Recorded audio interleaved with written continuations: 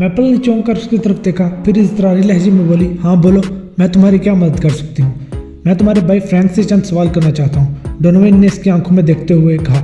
बिली ने मुझे बताया है कि फ्रैंक घर पर नहीं है, क्या तुम जानती हो कि उस वक्त कहाँ है फ्रैंक? मैपल ने शक नज़र से उसे देखा और पूछा, तुम फ्रैंक से क्या बात करना चाहते हो? इसकी ज़रूरत क्यों पेश आई? सब हैरियत तो है ना सार्जेंट? कोई जवाब देने के बजाय सार्जेंट डोनोवन यकटक मैपल के चेहरे के तासुरात को पढ़ने की कोशिश में मसरूफ रहा। डोनोवन की पुरस्कार खामोशी ने मैपल को बेचैन कर दिया। इसने टेबल पर रखी हुई घड़ी पर एक निगाह डाली और फिर डोनोवन से मुखातिब होते हुए बोली, तुम्हें यह तो मालूम होगा कि फ्रैंक ने ग्रोसरी की डिलीवरी जॉब छोड़ दी है। बात खत्म करने के बाद वो गहरी नजर से घूरने लगी। डोनोवन ने इससे निगाह मिलाने के बजाय फर्श को तकना शुरू कर दिया।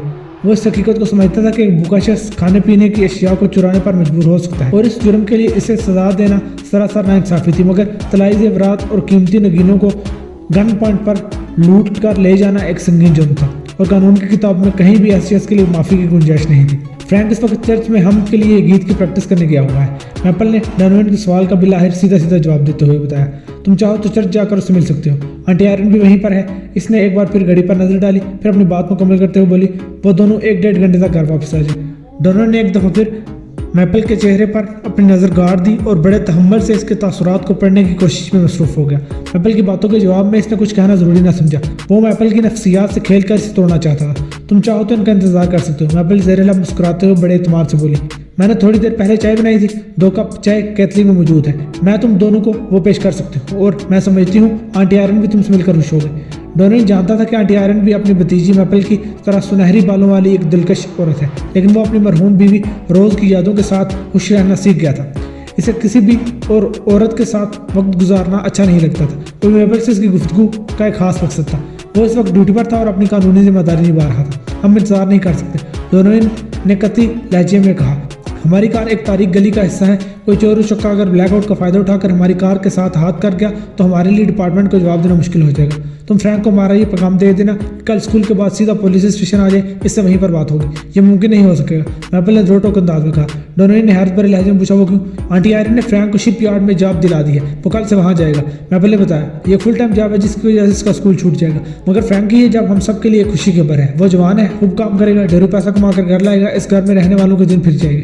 बात के अख्ताम पर वो अपने जूतों को तकने लगी। डोनोवन ने मैपल की निगाह का ताकुब किया तो इसे एक जूते के किनारे पर गीली मिट्टी दिखाई देने लगी। सर्जेंट डोनोवन, वो ठहरे हुए लहजे में बोली, फ्रैंक का ख्याल है ग्रोसरी शॉप के मालिक ने इस पर चोरी का जो इल्ज़ाम लगाया है वो मामला निपट चुका है। मैं तुमसे पूछना चाहती हूँ, क्या तुम अभी इसी सिलसिले में फ्रैंक को तलाश करते फिर रहे हो? सेब, गाजर, मसाला जात और इसी नोयत की छोटी मोटी चीज़ें चुराना ऐसे संगीन जुर्म नहीं कि जिनकी सजा के तौर पर एक नौजवान लड़के का मुस्तकबिल तरीक कर दिया जाए। लेकिन लम्हाती तौक़ुफ़ करके इसने गहरी सांस खारिज की, फिर सनसनाते हुए लहजे में इजाफा करते हुए बोला, लेकिन गन के बलबूते पर किसी जूली शॉप को इसके कैश रजिस्टर समेत लूट कर ले जाना हरगिज़ कब्ल माफ़ी नहीं है। ये तुम क्या कह रहे हो सार्जेंट? वो कमज़ोर सी आवाज़ में बोली, मेरी तो कुछ समझ में नहीं आ रहा, सब समझ में आ जाएगा। वमानी हेज़ नज़र से मैपल की तरफ देखते हुए बोला, इस वक्त फ्रैंक की किस्मत अच्छी थी जब वो छोटी मोटी अशिया चुराते हुए पकड़ा गया था। इस ख्याल से उसे छोड़ दिया गया कि वो समझ और संभल जाएगा, लेकिन ज्वेलरी शॉप वाला मामला गंभीर है। इसने चंद लम्हात का तौक़ुफ़ किया, फिर सरसराती हुई आवाज़ में बोला, मैं कल चर्च जाकर फादर से मिलूंगा और चर्च इंतजामिया से बात करूंगा, दुआ करो इसकी बात की तस्दीक हो जाएगी। फ्रैंक उस वक्त चर्च के अंदर मौजूद था जब ज्वेलरी शॉप। डोनोवन ने मानी हेज़ अंदाज में बात अधूरी छोड़ी और फिर आम लहजे में बोला, उम्मीद करता हूँ फ्रैंक की शिपयार्ड वाली नई जॉब इसके लिए लकी साबित होगी। इसके बाद वो दोनों एक लम्हे के लिए भी नहीं रुके। मैपल गहरी और मुतफक्किर नज़रों से इन्हें जाते हुए देखने लगी। अपनी कार की जानिब जाते हुए दोनों खामोश थे, लेकिन जब वो कार के अंदर बैठ चुके तो ब्लैक ने लहजे में कहा, डोनोवन, हमें वापस जाकर मैपल से कुछ और सवाल करने चाहिए। वो किस लिए? डोनोवन ने अजीब से अंदाज में पूछा, मुझे शक है कि फ्रैंक घर के अंदर ही कहीं छुपा हुआ बैठा है। इस शक का कोई खास सबब? डोनोवन की सवालिया नजर इस पर टिक गई। मैंने इस घर में कुछ अजब देखा है। अजब देखने के बाद भी खामोश रहे। डोनोवन ने अपने साथी को घूरा, खैर बताओ वहाँ क्या ऐसा अजीब था जो तुम्हें नजर आया मगर मैं ना देख सका? एक भीगा हुआ ओवरकोट, ब्लैक इंकशाफ करते हुए बोला। वो हॉलवे की एक दीवार पर टंगा हुआ था। जब हम वहां से गुजरकर किचन की तरफ गए तो मेरा चेहरा इस कोट से टकराया था। ऐसे कोट हर घर में होते हैं ब्लैक, डोनोवन ने सरसरी अंदाज में कहा। तुमने देखा नहीं जब हम किचन में पहुंचे तो मैपल खाना बनाने में मसरूफ थी, हो सकता है कुछ देर पहले वो ओवरकोट पहनकर घर से निकली हो, चूल्हे में जलाने वाली लकड़ियां लेने या कुछ आलू सब्जियां लेने वगैरह। बाहर ऐसी धुंध है कि इसने हर शिया को भिगो कर रख दिया है। हमारे कोटों का भी यही हाल है, चाहो तो अपने कोट को छू कर देख लो। वो तो ठीक है, मगर डोनोवन की वजाहत से ब्लैक की तसल्ली नहीं हुई। मगर जिस भीगे हुए कोट की बात कर रहा हूँ वो पुराना और हासा बड़े साइज का था, जैसा कि इस लूटने वाले जूलर ने अपने बयान में बताया था। एक और बात, वो लम्हे बार को थमा फिर इजाफा करते हुए बोला, मैंने इस लड़की मैपल के जूते पर कीचड़ भी लगी देखी थी। वो मैंने भी देखी है। डोनोवन इस बात में गर्दन हिलाते हुए बोला, मैंने कहा ना, मैपल अपनी फैमिली के लिए खाना तैयार कर रही है। वो किसी भी जरूरत के लिए बाहर निकल सकती है और उसके जूतों पर मिट्टी भी लग सकती है। और जहाँ तक इस कोट की बात है तो मैं मैपल के बाप को अच्छी तरह जानता हूँ। वो एक तराज कामुत और सेहतमंद शख्स। वो कोट यकीन इसी का होगा। ब्लैक इसकी वजाहत से मुतमईन तो नहीं हुआ, ताहम इसने मजीद सवाल नहीं किया और कार को स्टार्ट करके आगे बढ़ा दिया। इस धुंध और ठंडे ठार माहौल में डोनोवन अपनी बीवी और रोज अपने बच्ची के बारे में सोचने लगा। वो दोनों इस दुनिया से जा चुकी थी। इनकी याद ने डोनोवन को हद दर्जा अफसुर्दा कर दिया। वो हसरत भरे अंदाज में खुद से कहने लगा, डोनोवन कितना ही अच्छा होता वो दोनों इस वक्त घर पर होती। इसने बाज़बाने खामोशी उद कलामी की। रोज मेरे लिए खाना गर्म करती और मैं अपनी बेटी के साथ खेलता। इंसान जिन लोगों को खो देता है, इन अपनों की यादें से बहुत अजियत देती है। ऐसा महसूस होता है कलेजा फटकर बाहर आ जाएगा और दिल सीने के पिंजरे को तोड़कर बाहर निकल आएगा। डोनोवन खुद को बहलाने के लिए दोबारा ब्लैक की जानिब मुतवज्जह हो गया और पूछा, तुम इतने खामोश क्यों हो? मैं अभी इस पुराने ओवरकोट के बारे में सोच रहा हूँ। ब्लैक ने साफ गोई का मुजाहरा करते हुए जवाब दिया, अरे जाने भी दो यार।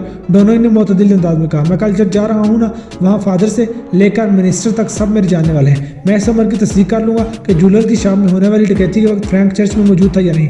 कल दूध का दूध और पानी का पानी अलग हो जाएगा। अगर चर्च की इंतजामिया और दीगर जिम्मेदार अफराद ने फ्रैंक की चर्च में मौजूदगी की तस्दीक कर दी तो हम अपनी तफ्तीश से इसका नाम खारिज कर देंगे। और अगर ब्लैक ने तेज लहजे में इस्तफसार किया, जूली शॉप वाली डकैती की औकात में फ्रैंक चर्च में ना पाया गया तो हम कानूनी तकाज़ों को पूरा करते हुए अपने काम को आगे बढ़ाएंगे। डोनोवन ने पुरअज़्म लहजे में जवाब दिया, और मैं बिल्कुल भूल जाऊंगा कि फ्रैंक कौन सी फैमिली से ताल्लुक़ रखता है।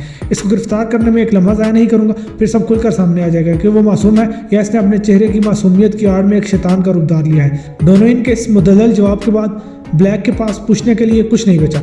थोड़ी देर पहले इसे ऐसा महसूस हुआ जैसे डोनोवन फ्रैंक की फैमिली की तरफदारी करते हुए दीना मरासिम को निभाने की कोशिश कर रहा हो, लेकिन डोनोवन के ठोस जवाब ने इसका जहन साफ कर दिया।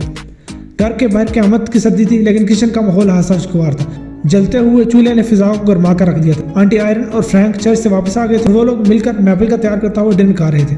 खाने के दौरान में इंतहाई संजीदा गुफ्तगू का अमल भी जारी था। इन लम्हात में वो फैमिली एक जुट नजर आ रही थी। थोड़ी देर पहले पुलिस यहाँ आई थी। मैपल ने तशवीश भरे लहजे में कहा, वो फ्रैंक को पूछ रहे थे, मेरा वो किस लिए? फ्रैंक उछल पड़ा, जूलियर शॉप वाली डकैती के सिलसिले में। मैपल ने कहा, मैंने सार्जेंट डोनोवन को बताया कि तुम इस वक्त चर्च में थे। वो कल चर्च जाकर फादर और मिनिस्टर से मिलेगा ताकि मेरे बयान की तस्दीक कर सके।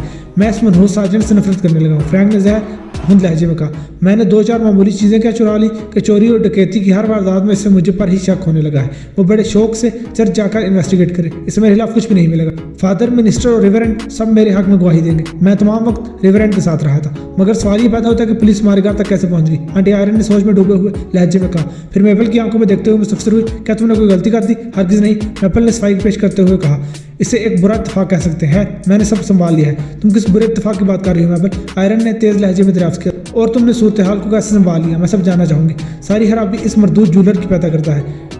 मैपल ने तंजिया लहजे में वजाहत करते हुए कहा, इसने डकैत गनबरदार लड़के के बारे में पुलिस को बहुत कुछ बता दिया है। अगरचे मैं हर मिशन में बहुत एहतियात करती हूँ कि मेरा चेहरा पूरी तरह किसी को नजर न आए।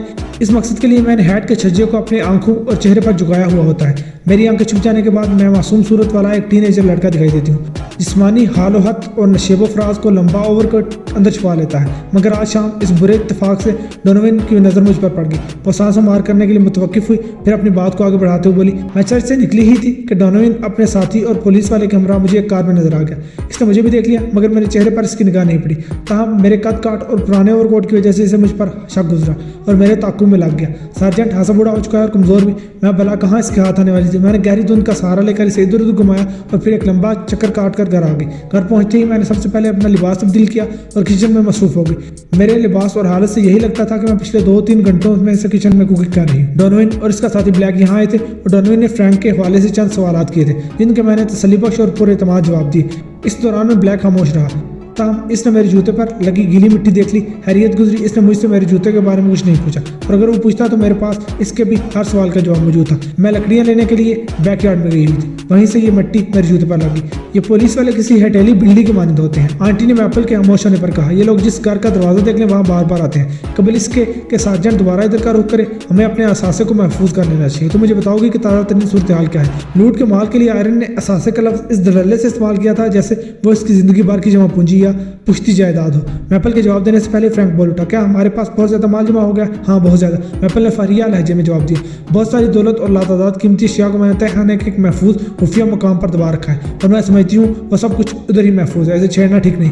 घर के अंदर सिर्फ तलाई ज़ेवरात और कीमती नगीने हैं, वो सब मेरे हवाले कर दो। आंटी आयरन ने मोतदिल अंदाज में कहा, मैं कल ही इन चीज़ों को अपने एक पुराने जानने वाले के हाथ फरोख्त कर दूंगी। वो बंदा अगरचा कीमत मार्केट रेट से काफ़ी कम देता है, लेकिन इसकी सबसे बड़ी खूबी ये है कि वो माल खरीदते हुए कोई सवाल नहीं करता। सार्जेंट डोनोवन कल फ्रैंक की इंक्वायरी के चक्कर में चल जाएगा, लिहाजा कल दोपहर से पहले इसकी आमद का कोई इम्कान नहीं, और तब तक ये सारी ज्वेलरी ठिकाने लग जाएगी, है ना? मैपल ने बात के इख्तिताम पर सवालिया नज़रों से आंटी आयरन को देखा। बिल्कुल, मैं इस मामले को होश असलूबी से निपटा दूंगी, आंटी ने पुरइत्मीनान लहजे में जवाब दिया। तुम्हें इस सिलसिले में फिक्रमंद होने की जरूरत नहीं है। हाँ, वो सोचते हुए बोली, मैपल कुछ अर्से के लिए तुम्हें ये सब रोकना होगा। हमारे पास इतना कुछ जमा हो चुका है कि जब तक तुम्हारा बाप जंग से वापस नहीं आता हमारी गुजर बसर के लिए ये काफ़ी ज़्यादा है, और तुम इस नकल व मुताबिक असल गान को कहीं दफन कर दो, बाद में कभी इसकी जरूरत पेश आ सकती है। वो फ्रैंक की जानिब मुड़ी और इन अल्फाज में इजाफा कर दिया, तुम बाकायदगी से रोजाना शिपयार्ड वाली जॉब पर जाओगे और मैं अपने लिए भी कोई छोटा मोटा काम तलाश कर लूँगी ताकि हमारी ज़िंदगी की बका का कोई ठोस जवाब और सबूत मौजूद रहे। घर के मामलात को मैपल संभाल लेगी। मैपल ने शाकी नज़रों से आंटी की तरफ देखा, जैसे उसे वजीर हारजा के ओहदे से हटाकर वजीर दाखिला बनाया जाना पसंद ना आया हो। और बेचारा सार्जेंट डोनोवन, इस सादा दिल और इंसान दोस्त शख्स को बिल्कुल अंदाजा नहीं था कि वो जिन लोगों को एक वज़ादार और मुसीबतज़दा फैमिली समझ रहा था वो तो सिरे से फैमिली थे ही नहीं। इनकी मिसाल एक थैली जैसी थी और वो सब इस थैली के चट्टे बैठे थे।